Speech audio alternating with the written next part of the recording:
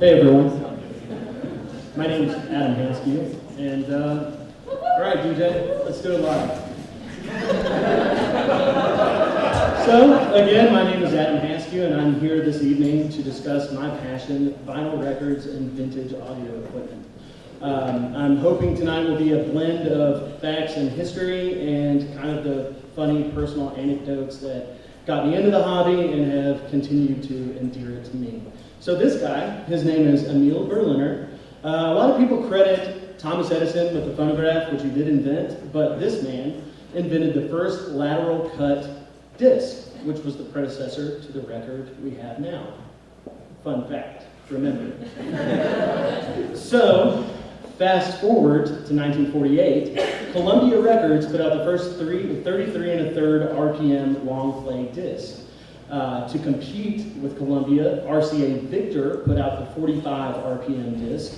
And then the Recording Industry Association of America said, hey guys, chill out. You're all gonna have to put things out in the same format so everybody can play it. Now, question I get all the time, how does a turntable work? Well, a turntable has a needle, spins around the record, picks up vibrations. The vibrations go through a cartridge, which is a wire and a magnetic field, transmits that into sound waves, signals, electrical signals, you get it, and then amplified. How did I get into records? Easy, summer reading, this book. Can you pause for laughs? Yes, about nuclear war. Saw my parents' stacks of records in the living room, thumbed through, and landed on one I think you all might recognize. Yes, Kansas, Point of No Return. Two things, Dragon on the cover, Dust in the Wind is track number 7.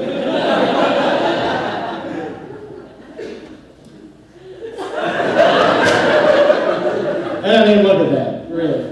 If you found that in a stack of records, you want to listen to it if you're a 12-year-old boy. So this, okay, after appropriating a large majority of my parents' record collection, I branched out and bought my own. My first record was Led Zeppelin, Houses of the Holy, which this is the lovely album artwork for.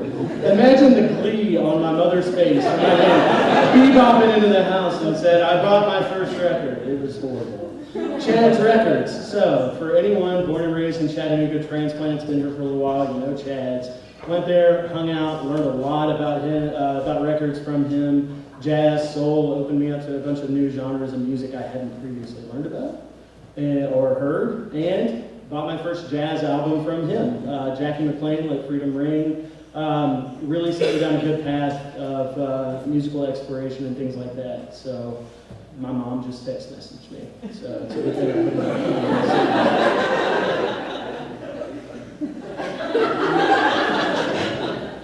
So, 2007, my junior year of college, you can see by this lovely chart, thanks to Mashable, that was right before the vinyl resurgence. And about that time, I really noticed that listening to records was becoming more of a social activity and something I could engage in with my friends and see them at the record store and things like that. So I just thought it was neat how that worked out. So decided to upgrade my stereo equipment. If you can read that, you'll notice that if you type turntable into Craigslist, all you get is microwaves. All microwaves.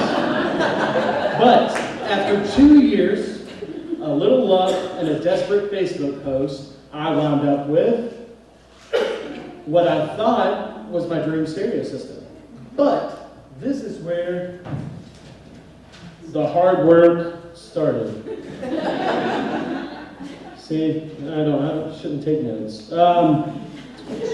Yeah, so really the best thing about this system was introducing friends of mine to records and songs they may not have heard. One of my roommates is from Sudan, so naturally the first record I played for him was Africa, which is featured on Yeah, I bless the rains.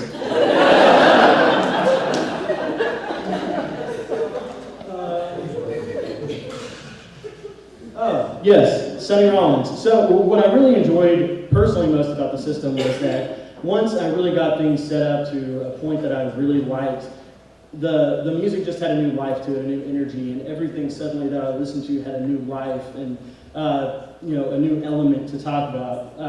But I soon found out that everything on a turntable can be upgraded and improved, and every turntable cartridge has a unique sound, and they're expensive, and finding the one that's right is a lot of trial and error. So I messed around with a lot of stuff, spent a whole lot of money, and eventually found one I liked, but then you have to align the turntable cartridge, which is about as much fun as that looks.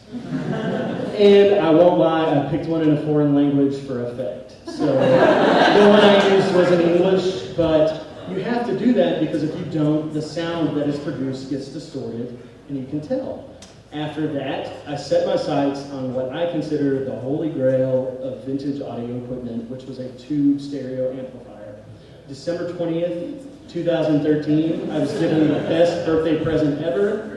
My parents dropped some solid cash and bought me one on eBay, and my life has never been the same. So, back to Chattanooga record culture. About 5 years ago, 0 stores in Chattanooga recognized Record Store Day, which involves a lot of limited edition releases and things like that. This year, Record Store Day is April 19th, and 5 stores are observing the day, and they're getting the special editions in, so if you are even remotely involved in records, please go check it out. So, what started for me as kind of a solitary, hobby, passion, has really transformed into something I enjoy with very, very many of my friends, and it's really now kind of a centerpiece of my household and something that I still am very passionate about and I love sharing with people. This, William Congreve said, even music can soothe the savage beast. My dog Max is not a savage beast, but do not come between him and my record of Fleetwood Mac's Rumors. I have endearingly titled this photo, Fleetwood Mac's.